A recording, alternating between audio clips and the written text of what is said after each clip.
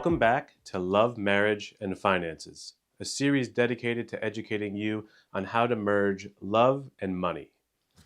My name is Sid Misra, and I'm a certified financial planner professional who is passionate about financial education and helping people make better money decisions. I'm really excited for you to listen to this next episode where we have an expert come in and explain her story and how she, as a financial coach, helps people make better money decisions, especially as a couple. Stay tuned, there's a lot of great information that you don't want to miss. If you found this video valuable, please don't forget to hit the like button and don't forget to subscribe so you don't miss out on any future videos. So now, let's get into it. Love, Marriage, and Finances. Welcome to the show. Sid Misra here, certified financial planner professional with my series Love, Marriage, and Finances on YouTube and podcast platforms. I'm really excited for this next episode because we have a very special guest, Christine Luken, on, who's going to be discussing marriage and finances, merging money, and the emotional side of all of that. I've been connected with Christine since February of 2020, and in that time, I've learned so much about, money and finances, psychology. She puts out really great content, and I've seen her grow on the platform, seen her help a lot of people, which is amazing. She is a financial dignity coach, a money and emotions expert. She's coached hundreds of professionals, business owners, and divorcing women on how to pay off debt and also build their net worth. She's written several books. One is called Money is Emotional. I have a copy right here. I recommend you guys go out and get your own copy. She has one in the background I see on the bookshelf. It's Money is Emotional, Prevent Your Heart from Hijacking Your Wallet. Really great title, and you'll see why as we get into it. She has a podcast, Money is Emotional Podcast. And in the first episode, she had the title is I Let My Heart Hijack My Wallet. She discussed the very tough money and life lessons she learned in her 20s. I highly recommend checking out her podcast and learning about that. You can find Christine and her content on her website, christineluken.com, on LinkedIn, on Instagram, YouTube, as well as the major podcast platforms. And don't worry, I'm going to link all of her content and all of her platforms in the description of these episodes, that you guys can access it very quickly and connect with her. Christine, I hope I covered everything in the intro. Thank you so much for joining us and welcome to the show. Hey, thanks so much for having me. I'm excited to be here. Absolutely. It's great to have you. The reason I brought you on is because of your story, because of what you do, and the transparency around both of that. And I really appreciate it. I know my audience will benefit from it. Our audience will benefit from this conversation and your insights. So I wanted to jump right in and start.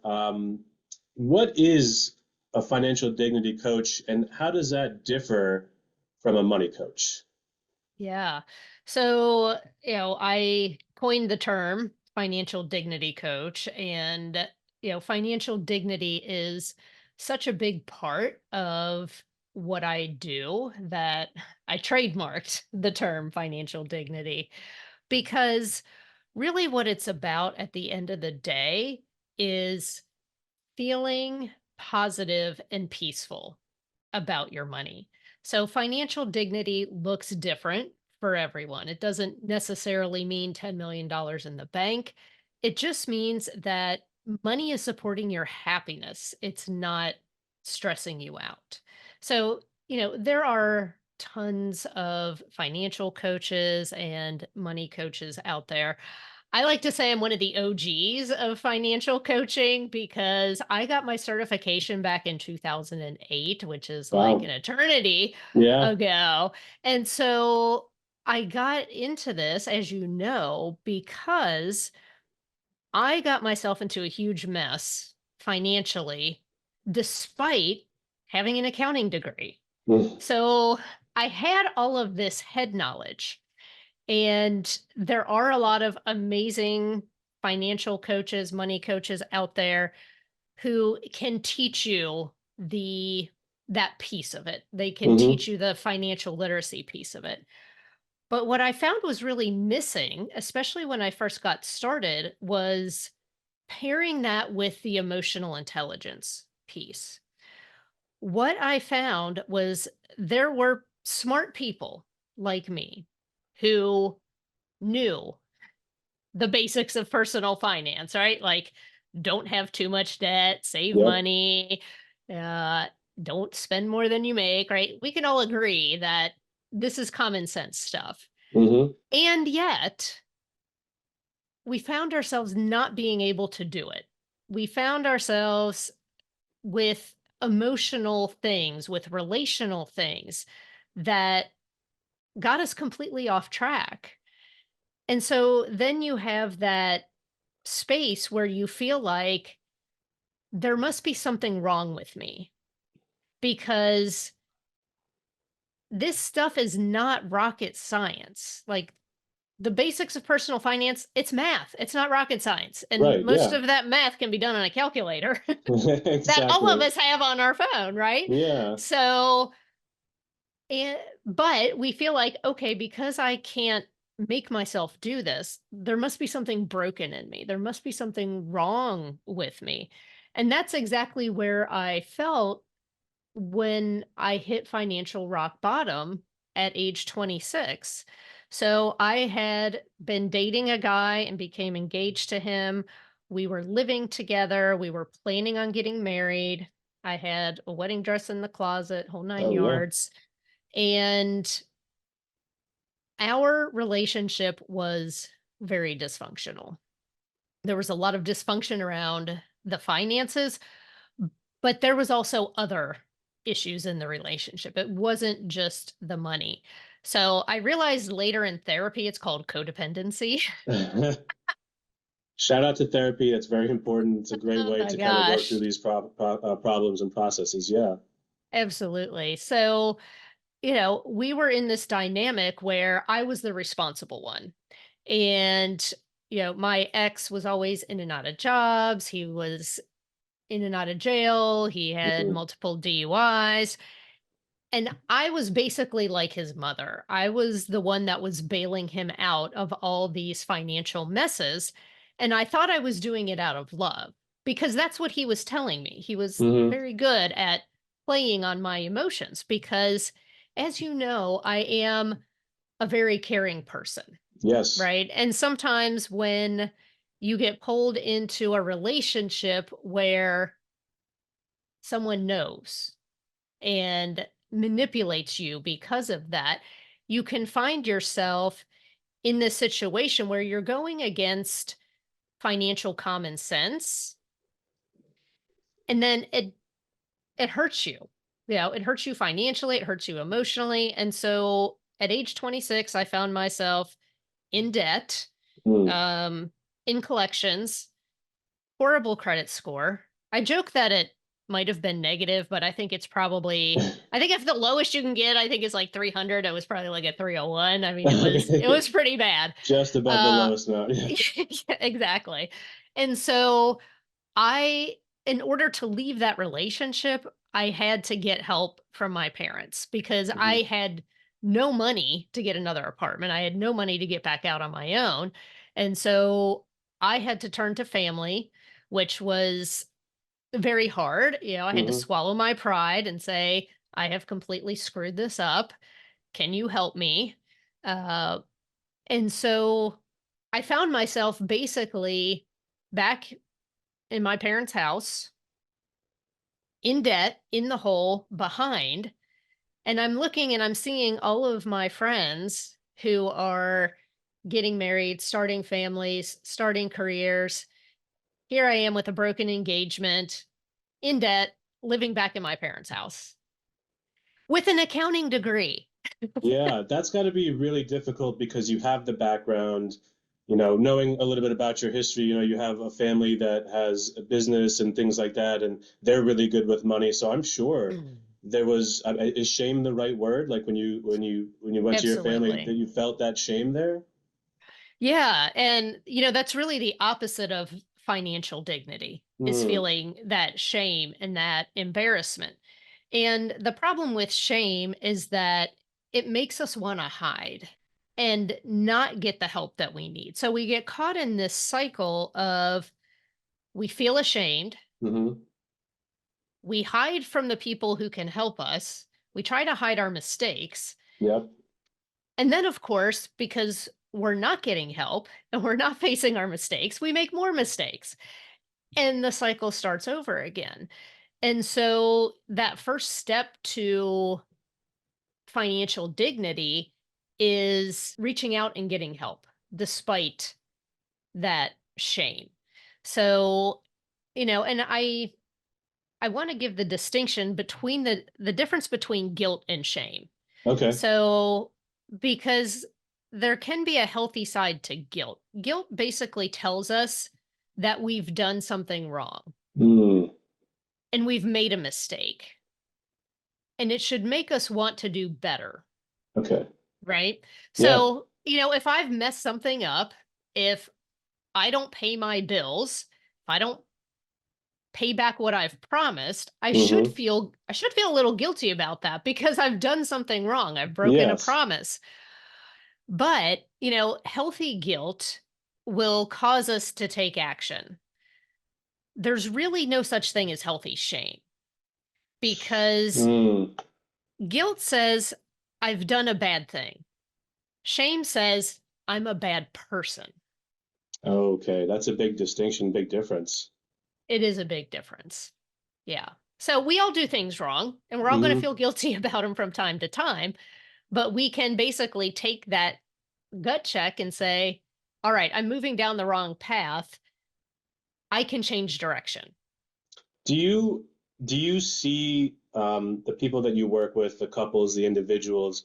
Do you see, or do you have to explain that there is a difference between guilt and shame? And is it something that, I mean, when you're explaining it to me right now, you said that there was a difference, and I was like, huh. And then you explained it, it made so much sense. So is it one of those moments where it's like an aha type thing, that there is a difference Yes. and it's okay to feel one and not the other?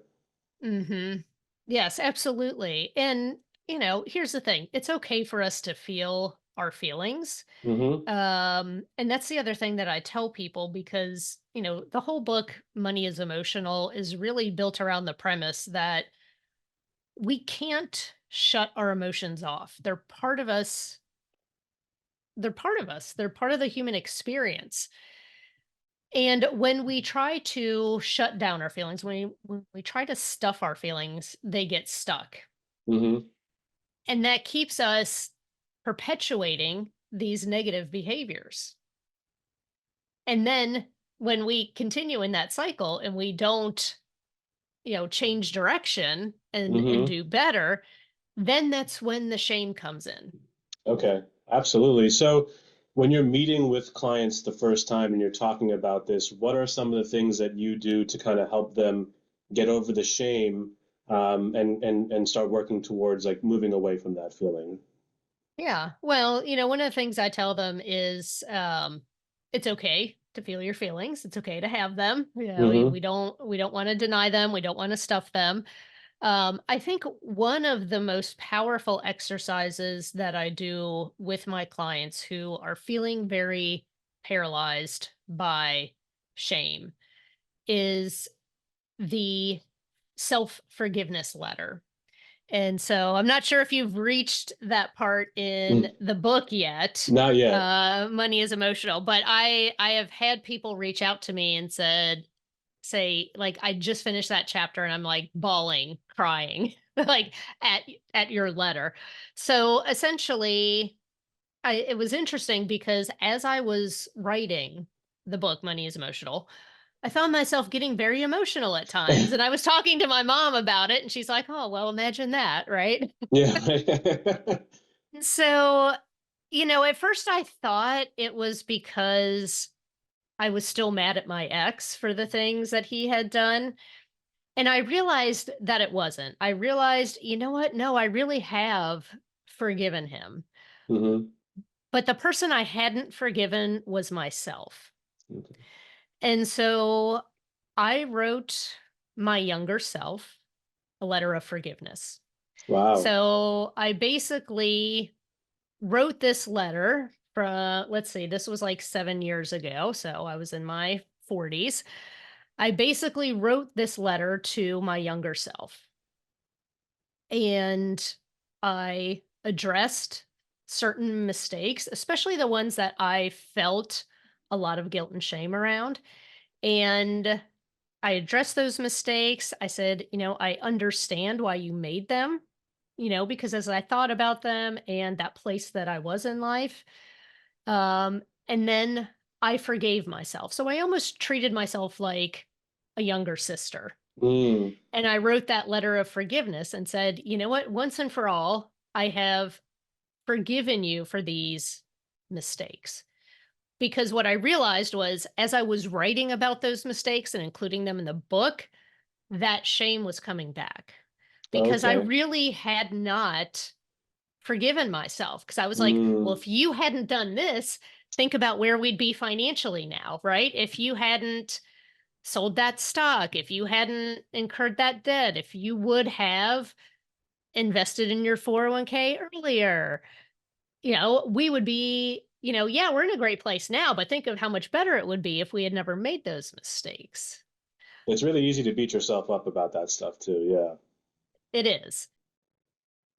And it's funny because a lot of times we talk worse to ourselves than we would ever talk to anybody else. That's so true. One of the best pieces of advice I ever got was be your own best friend. And it's, would you say that to your best friend, or would you say it in that way? I mean, I'm sure you want to help your best friend. And, if you were your friend back then, you would be saying, hey, Christine, this is probably not a good relationship. This is not good. But you wouldn't, talk very rudely, or you wouldn't beat down that person. And I think that's how we Right. talk to ourselves is very important.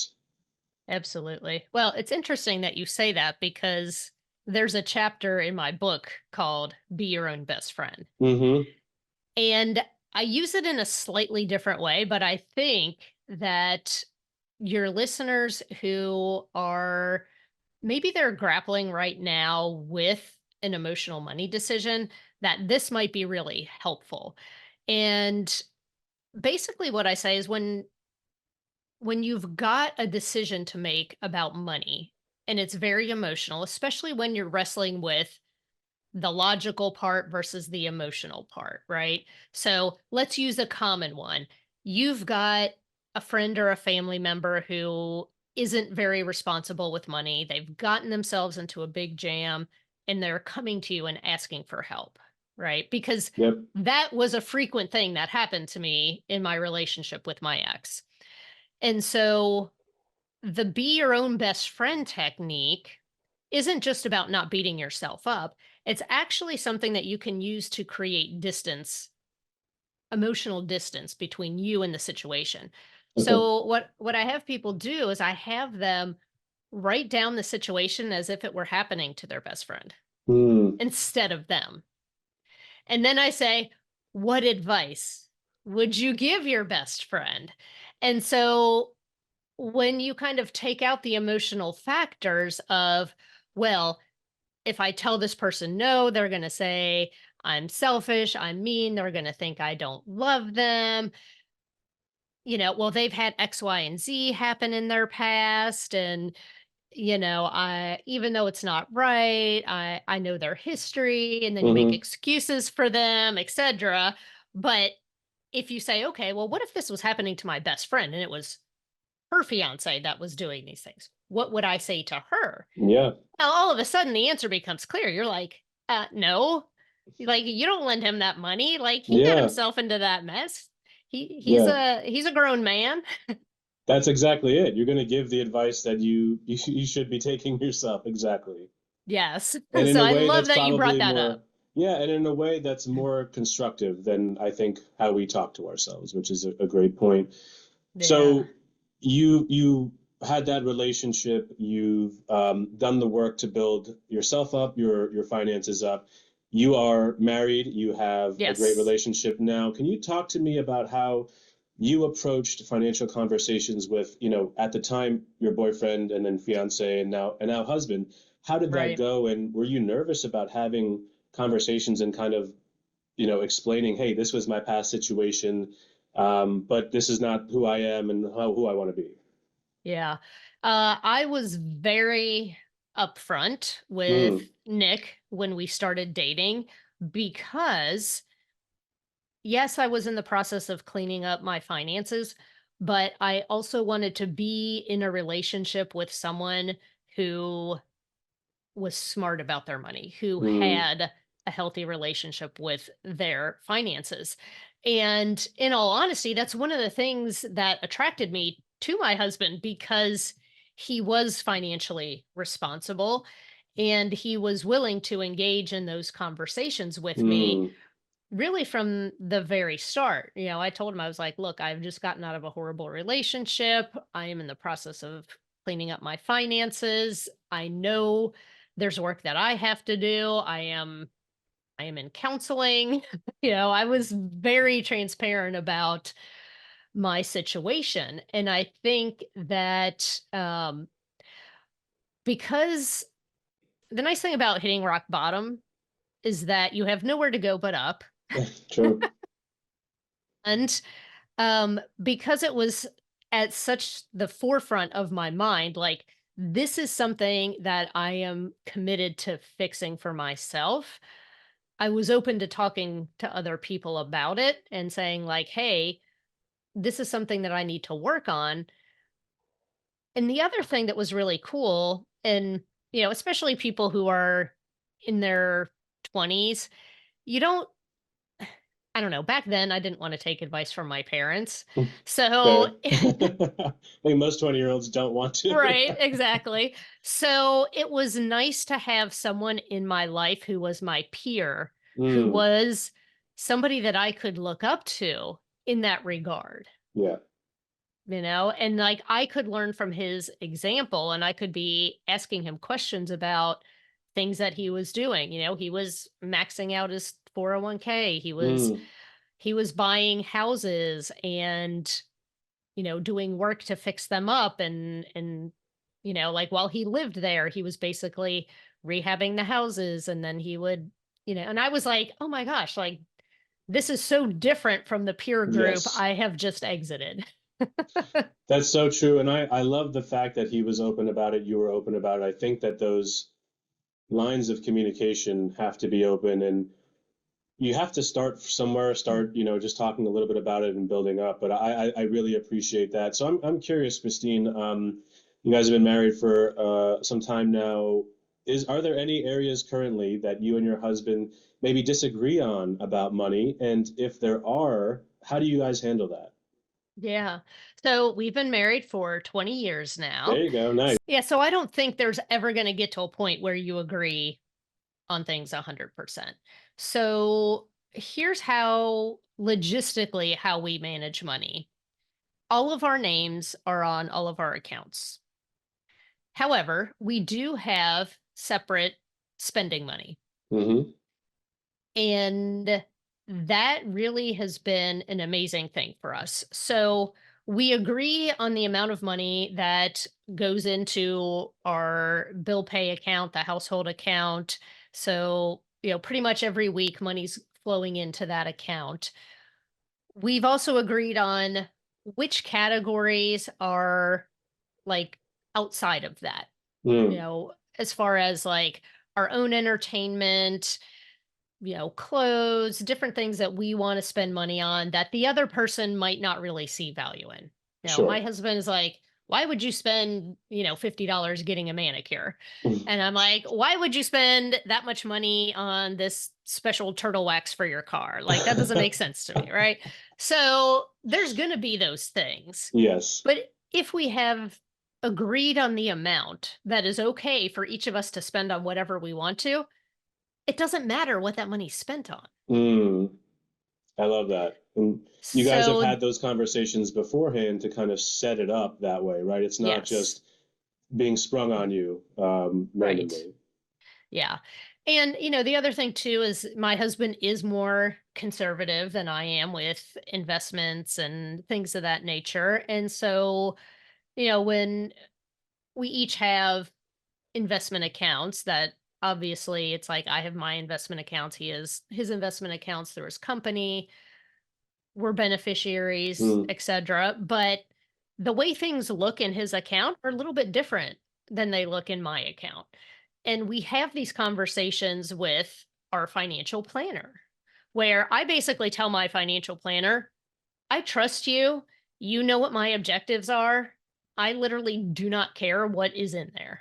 mm, But my husband does. There are okay. certain things that he's like, I want to be invested in these types of things, and I don't want to be invested in these types of things. And so his investment accounts, the composition of those look a little bit different.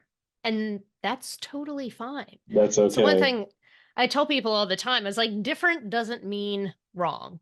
Mm, that's a really great way to put it. Yep. People have different ways of doing things, and your husband is interested in different things, and you are as well. So that works. Question for you. I mean, have been you have your own history with relationships and money. You work with a lot of people, so you see a lot of different scenarios, and you have those conversations. Do you think that a relationship can work if if both people have fundamental differences about their finances? It can make it a little more difficult for sure. I think the important thing is that they're willing to work on it, Mm, and that they're also willing to have some compromise. mm, If they come into it saying like, I want to do it this way and I am not willing to budge at all, yeah, and the other person says that, then there's not a lot that I can do other than to say, well, maybe you just need to handle your finances completely separate. completely separately. Okay. And then, just decide, how the bills are going to be paid. And there are some people that do it that way. I don't recommend that. Mm, I think one of the things that really helps people is to understand each other's history with mm, money and to understand each other's money stories.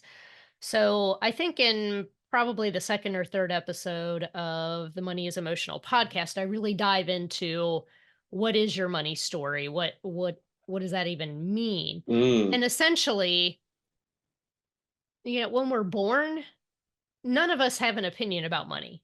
It's neither good nor bad. We don't even know what it is. yeah, But as we go through childhood and young adulthood, we collect these experiences and we collect these beliefs about money, typically from our parents and the yeah. other important adults in our lives. And they become part of our money blueprint. So in T. Harv Eker's book, Secrets of the Millionaire Mind, he talks about this. He basically says, down in your unconscious mind, there's all these beliefs about money that you've collected, most of them from childhood, and you never question them. And most of the time, you don't even know that they're there. Right. And so I think one of the most illuminating questions you can ask your partner is, how did your parents handle money?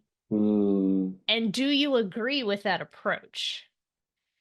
You're going to find out some really interesting things about your spouse or partner if you ask that question. that's so interesting. And yeah, like you said, everybody has their own history with money. It is shaped by our childhood, by our lives, by the adults that were there, you know, handling their business, and obviously us through, proxy, right? So that's a Yeah. very interesting way of looking at it. I love that, right? Talk about your money story and then asking your partner, hey, how did your parents handle money? And do you agree with that? I really love that question. Yeah. Because, you're not really judging it, and you're not supposing or assuming that because of that story that they're exactly the same way. My mother-in-law was my husband would jokingly call her a hedonist, which basically means you live for today's pleasure with no thought of tomorrow. And Oh, that's yeah. that's really how she handled her finances, where it was just like she did what she wanted and she'd quote figure it out tomorrow. Well, she filed bankruptcy twice Wow. and ended up living with us for 9 months after her divorce and bankruptcy. And very interestingly, my husband had the exact opposite reaction to that. And Mm, I think it was because for him, growing up with financial chaos, which caused the family to move multiple times, hmm. that's that can be traumatic for a little kid, right? And so for him, I mean, he started working, he had a paper route probably when he was 12 or 13 or 14 before he could, legally be working, because he saw money as security. Stability. Right. And, there's a flip side to everything. So Mm. for him, it's harder for him to loosen up and spend money. And I think I've talked about this before when he turned 50, he wanted to get, we call it a midlife celebration Now car there you instead go. of a I like midlife that. crisis car. I like that. Let's get rid of the crisis. It's a celebration. Yes. But it took him 3 years to finally buy the car Oh, and what car was it? because so he ended up with a Lexus RC 350. Nice. But he labored over this decision. At first it was a Porsche, and then when we talked about how much that was going to cost, and I don't know how many countless walks around the neighborhood he would be hashing over these details, and he'd say, "What do you think?" And then he's like, "Oh, wait, I know what you're going to say. Do whatever makes you happy." 'Cause I'm just like, buy the damn car. Buy the car. At this point, just buy the car. But that's such an interesting point, and I can see that from your husband's perspective. Money or lack of money meant instability, insecurity. Yeah. For him, getting a job at that age and probably just saving meant that he had more stability and security in his life. As Mhm. someone who grew up with a lot of the stability and security, I didn't have to worry about that. But I look at my parents as immigrants from another country who came with really nothing, and Mhm. they kind of have the same thing where it's they have trouble letting go a little bit. They have trouble spending money. They've done very well for themselves, but it's still like, hey, you can splurge a little bit, you can do that. And I think they still have that guilt of, or that mindset that it's hard to get out of. As Right. much money as you make, it's still hard to get out of. Mhm. Yeah, but I think just having the self-awareness that that can Yes. be an issue for you is helpful because we've talked about that. Now, I would say I'm more balanced between the saving and the spending. I love spending money, but I put up safeguards to Yes. make sure that the saving and investing happens. So whenever money Mm, comes in, there's certain amounts that are going towards saving. I mean, our yep. emergency fund is overflowing, but if there's a certain we're saving up for our next house. So this Mm, house that we're in now, we have no mortgage. We want to keep it that way. We want to buy a nicer house. And so I would love to do that with cash. So mm, when money comes in, there's a certain amount that I put towards that particular goal. I want to make sure that I'm maximizing, my 401k and all of that good stuff. So I have these safeguards built in to do the giving, the investing, and the saving before anything gets spent. But then after that, I can look at my vision board, which you can see behind me, and I'm like, all hmm. right, what thing do I want to buy? Because that makes me happy. I love that because you've given your money a job, you have paid your future self first, and now you Yes. can go spend guilt free and not have any of that negativity associated with it because you're taking care of what you need to take care of. I love that. And I Right. think that's something that I'm always telling my clients. If you build a system, you Hmm. can spend afterwards without guilt and spend how you want to. I don't want to be there going through your budget line by line saying, do you really need this or not? Take care of the more important stuff first and then spend after Hmm. that. Yeah. Um, I wanted to rewind a little bit too, because a little bit of your story, the story about your husband, I mentioned my parents. I'm having these conversations with my fiance. We're getting married in August, and obviously that's why I'm doing this series. And we do have different views on spending and saving. She is still a good saver, but she does spend a little bit more than I do. And I think I'm a little bit more conservative because of um, the line of work that I'm in, the Yeah. conversations I've had with my dad about people coming to his office in their 50s with no money. And so it's been a little bit of a struggle, but it's one of those things that we talk about and we try to compromise or meet in the middle. And like you said too, we make sure that we're doing what we're supposed to so that we don't feel as guilty about the spending afterwards. Yeah. Yeah. Well, it's very interesting because I saw one of my LinkedIn friends posted something about it was minimalism versus essentialism. Mm, And I'd not heard that term before, but basically what it was, with minimalism, it's like buy the least amount possible yes. that that you can stand, right? Mm. Like if like buy 3 pairs of pants so that you can wear one, there's one clean and there's one in the laundry, right? But essentialism is really about looking at the things in your life and loving everything that is there. Mm, And so I really love that perspective because then when you are when you have a purchasing decision, then you're really asking, how is this supporting my happiness? Is this really something that I'm going to be glad I spent money on later on down the line? And that's not really about deprivation. But that little switch right there, I was like, "Oh, that's good. I'm going to be using that." that's really good because, yeah, like you said, that switch is really powerful. You're not coming to it from a place of deprivation or trying to just save as much as possible. You are saying, where does this fit within my life? Is this something that is actually going to provide me value? And I think value versus price is always one of those conversations that we can have where how much Right. value are you actually deriving from this thing, and is it worth the price that you're paying? Well, and that also hooks into your personal values. Mm, And of course, whenever a couple comes together, you hope that 80% of your values match up. But absolutely. there's probably going to be some things that you value that your fiance is like, I literally don't care about that. And vice versa. Yeah, absolutely. I'm trying to get better at golf, and she has no desire to I be a part of value it. golf as well. So Absolutely. Yeah, I we am gotta team link up. Sid We with gotta that. link up for a round one day. That Question, would be fun. absolutely. Question on, combining finances, because I know Mhm. that you said you and your husband merge almost everything together. You do have a separate account. A lot of it is, what I've seen is okay, you can do completely separate, which is one end of the spectrum. And then you are always talking about, okay, who's paying this bill and trying to make sure that it's done. There is 100% all in where all of the money is shared.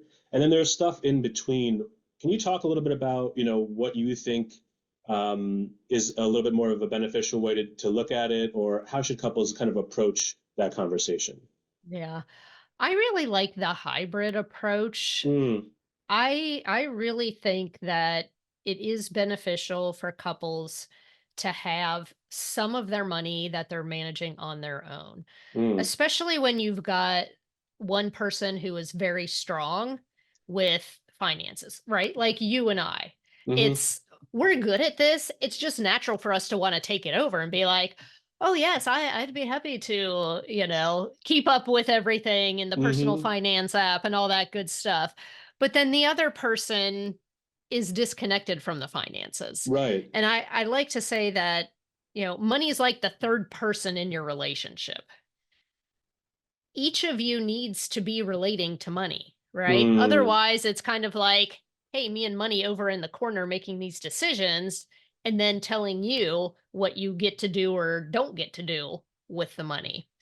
And that's really where it creates the dysfunction. So I think that both people having some power over the money and over the decision making is a good thing. So, Mhm. even if there's a spouse that's not working, my brother and his wife do this.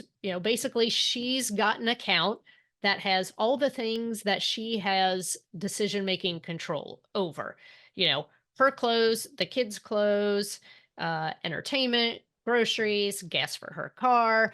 So, there's a certain amount that goes in there, and she has autonomy over that.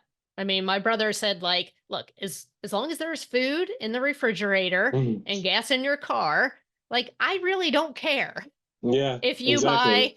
buy, if you spend the rest of that money on one dress or, you go to TJ Maxx and buy 30 different things. Like, Mhm. I don't care. As long as the family is fed, clothed, and can get where they need to go, I don't care where that money's spent. And then that allows her to feel like I have some say, I have some control, I have some interaction with the money.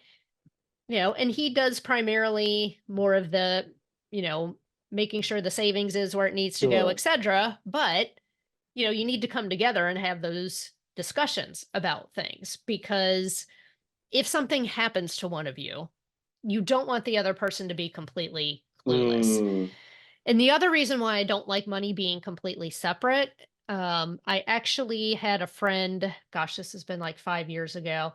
He unfortunately died by suicide. And he thought he was doing his wife a favor by handling all the money. He basically said, "You can take the money from your job and you can spend it on whatever you want to do. I'll take care of all the household bills, the investing, all that good stuff." So when he died, her name was not on any of his accounts. oh no. And so she had to go through the court system to get access to those. Now she did, but it took her 60 to 90 days. Yeah. She also had no clue what was going on with the household bills at all. Mm. And so, on top of dealing with this horrible grief stricken situation, she also had to learn how to manage all of this stuff. Yeah, that's a hard thing to do when you're dealing with that situation. Obviously, you want both partners to be involved and have at least a general understanding of where things are, the accounts and stuff. So my question to you is, when you're meeting with couples and there is one who is a little bit more hesitant about talking about money or like wanting to be a part of these decisions, what do you say to them and how do you approach that? Yeah. Well, I reiterate the fact that, you're basically you and your spouse are basically business partners. Mm, And your business is called your marriage, right? And so putting it in that aspect and saying like, look, you're a 50% partner in this venture. yes. You need to know what's going on. Now, you don't necessarily need to handle the day-to-day stuff if you're not a natural numbers person. Hey, look, there are personal finance apps that take care of this stuff. The one that I use with my clients allows them to share information. So they, Yes. the person who is the one that takes the lead, like they can set it up, they can put all the budget categories in, link all the accounts, do all the stuff that they think is fun, but Mm, then they can invite their spouse sure. to see everything, right? And so, a couple times a month, just sit down with each other and see what's going on. Absolutely. It doesn't have to take an hour every week. It can just be 10 minutes twice a month so that you know the basics of what's going on. Because here's the thing, if your spouse is handling all of the money and you're doing none of it, they can feel resentment towards you because hmm they feel like this is all my responsibility and this task is 100% on me. I mean, just flip it around and say if it was childcare, right? Right. Like Absolutely. if Yeah. you were like, I am the parent 100% and you're doing nothing. Well, just think about money as your child, Mm. right? Like you need to be involved in that relationship with money. I also think too, I mean, you work with a lot of divorced women or women who are going through that. So there is Yeah. a power imbalance if one person is managing it, has all the control of it, really knows what everything is and where everything is, right? It does create a bit of a power imbalance in that regard. Absolutely. And it can also lead to dysfunction and financial control and abuse as Mm. well. There are women who are coming out of divorce of a toxic marriage where they pretty much weren't allowed to interact with the money. Mm. And it usually didn't start that way, Yeah. right? It was because they kind of abdicated responsibility at the beginning because the other person was like, oh, this is easier for me. Just let me Yeah. handle I'll it. handle it. Yeah. Yeah. And they're like, "Oh, okay." But then it starts to morph into this thing where it's like, "Well, this is too hard for you. Let me handle it. Here's your allowance. Just don't spend more than that." Mm. And then it becomes this unbalanced, unhealthy dynamic in the marriage, and money's kind of caught in the middle of it. Absolutely. So kind of on that same note, I wonder when you meet with couples that have, let's say, both spouses working, but have a big disparity in income, how do you handle that in terms of both partners having an equitable part in the relationship and an equitable share in the money. How do you have those conversations, and what do you say Yeah. to them? I think the easiest and the most fair way to do it is by percentages. Hmm. So if one party makes 60% of the income, they should be responsible for 60% of the expenses. And if the other party is bringing 40% of the income to the table, then they should be responsible for 40%. Because I've seen situations where there is a big disparity and let's say one partner's making 100 grand, the other partner's working as a teacher making 45 grand, and the partner who's making all the money is saying, well, we need to split things 50-50. Ooh, That's not yeah. really fair. That's very unfair, actually. Yeah. Exactly. So in that regard, like when you're talking about the splits and things like that, we're saying how about a certain amount of income is going towards the shared expenses, and then, we're leaving ourselves a little bit on the back end for our own expenses. Partners with incomes that are, different in terms of high versus low, percentage wise, it could be even, but that dollar amount is a little different. How do you kind Yeah. of handle that situation? Yeah. Well, in my relationship, when I'm still part owner of the family business, Mm, and there are times when I get huge distributions that are sometimes 2 or 3 times the amount of my husband's annual income. To me, it's like, if I want us to do something together, mm, I will pay for that. If it's like there's improvements I want to do for the house, I'm not going to be like, all right, I'm going to pay for X percent and you're going to pay for X percent. To mm-hmm. me, it's like we are in this together. And of course, I think it helps that I'm married to someone that is more of a saver than a spender, Mm. because usually I'm the one that's like trying to encourage him, like, here, go take this money and buy Yeah, something. go please buy something. So obviously, if you're both on the same page, I I don't necessarily think it has to be like tit for tat and everything's got Hmm. to be split like you would with a business partner, because it's like, look, you love this person, you've got a family with them. If things like family vacations, are you going to be like, okay, well, I just got this bonus at work and I could just pay for this vacation myself, but you need to kick in 40% off of your 40%, yeah. teacher's salary. It's like, what's the loving thing to do Sure, here? right. And you're in a relationship. Like you said, it's not a business partnership. So a couple more questions. One, you mentioned, you have your family business, right? Yeah. So two parts of this question. Number one, do you have a prenuptial agreement with your husband, and what is your opinion on prenuptial agreements? If you have assets and things that maybe you're coming into a relationship with, maybe family business is going to pass you or something, you have something coming. How does that work, and what's your opinion on that? Yeah. I think prenuptial agreements are great, especially for people entering into second and third marriages. When my husband and I got married, neither of us really had much. In fact, my net worth went up when I married him, because at the time, I didn't, my ownership in the family business was very small. Mm, mm, Um, and what we've done is we've done some estate planning. mm, So we have a family trust where all of our joint assets go into that family trust. And when either one of us passes, the other person gets to use those assets. And then when that person, when we're both gone and in heaven, then there's very clear guidelines as to mm, where that money goes. Um, the money that comes from my family business goes into my trust account. mm, So I have a separate trust that if I predecease my husband, my brother is the trustee. Nick can have use of that money really for whatever he wants to. mm, But when he passes, what's ever left in there will go to my nieces and nephews. I got you.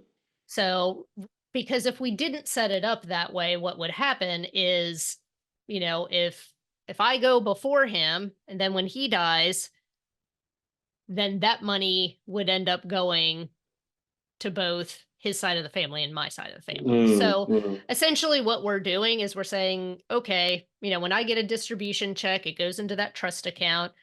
I decide how much of that money I am using for our joint purposes immediately. And then I write a check and I put that in our joint bill pay account. Yes. The money that's just like sitting there in savings until it's used, it's sitting in that trust account.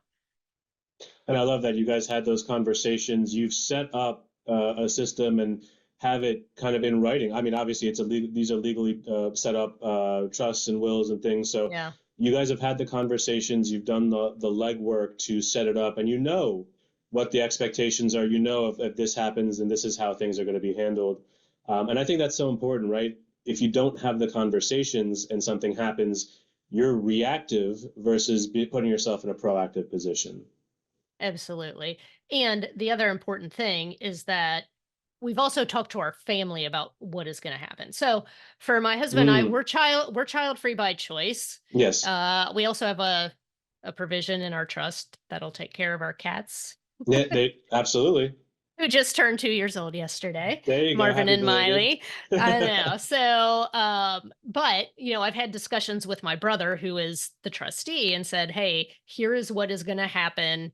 Because he's probably going to need to help my nieces and nephews to manage that money as well if I go before he does. So, it's like, I know we don't like to think about these things, but it's better to get the awkward conversations out of the way in the beginning than to have major family drama down the road because things were not handled properly and people weren't communicated with properly. That's so true. Absolutely. So we're coming to the end of the time here. This has been amazing, Christine. You've been a fantastic guest. You've given us so much to think about, and you shared your story with us. I just wanted to close out on this. So there are some couples out there listening who want to take their relationship to the next level. There are some couples who are already in relationships but want to find better ways to make it work. What is one piece of advice at the end of this podcast that you can leave them with when it comes to merging love and money? Yeah, it's having those conversations and if this is difficult for you, grab a copy of Money is Emotional and read it together or listen to it together. So you can get it on Audible, you can listen to it in the car, and there's a workbook that goes along with the book that you can download for free. And what I do with my coaching clients is in between our sessions, they're reading the book and doing the exercises in the book, and they're talking about it with their spouse. And then they come back to the sessions and I say, okay, what came up in the reading this week? And so then it's just a good conversation starter to have because you need to get financially naked with your partner, especially if you're getting married. Absolutely. And you have that term in there of getting financially naked, having those conversations. This is a relationship, right? You love that person. You are willing to make it work and put the effort in a lot of areas. Money and these conversations obviously has to be a part of that. Yeah. Yep. Yeah. If you can get on the same page with money, the amount of fights and arguments you will have with your spouse will go down drastically. I guarantee it. You are living proof of that. I am. I am living proof. Absolutely. Well, Christine, thank you so much for your time. We really appreciate it. We appreciate your insights. Again, I will have all of Christine's links to her podcast, to her website, YouTube, all of their social media platforms in the description so you guys can find it very easily, connect with her, and learn from her. She's been fantastic. Thank you so much, Christine. We really appreciate your time. Thanks for having me.